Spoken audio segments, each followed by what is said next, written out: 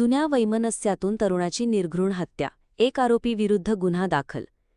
शहापूर परिसरात जुन्या भांडणाच्या कारणावरून एका तरुणाची धारदार शस्त्रांनी हत्या करण्यात आली. या प्रकरणी एकाच्या विरोधात गुन्हा दाखल करण्यात आला आहे. पोलिसांनी दिलेल्या माहितीनुसार गणेश रमेश पाटील वय 21 राहणार मौजे आगार, तालुका शिरोळ या तरुणाचा 13 जून रोजी रात्री 8 वाजण्याच्या सुमारास लोटस पार्क सरस्वती म्हसोबा माळ शहापूर येथे खून करण्यात आला. या प्रकरणी नामदेव गणपत चव्हाण राहणार चव्हाणवाडी तालुका हातकणंगले यांनी फिर्याद दिली आहे. फिर्यादीचे भाऊ व आरोपी अभिषेक सुभाष मस्के राहणार मौजे आगर तालुका शिरोळ हे एकमेकांचे जुने मित्र असून त्यांच्यात 2 वर्षांपूर्वी भांडण होऊन घरातील वस्तूंचे नुकसान झाले होते.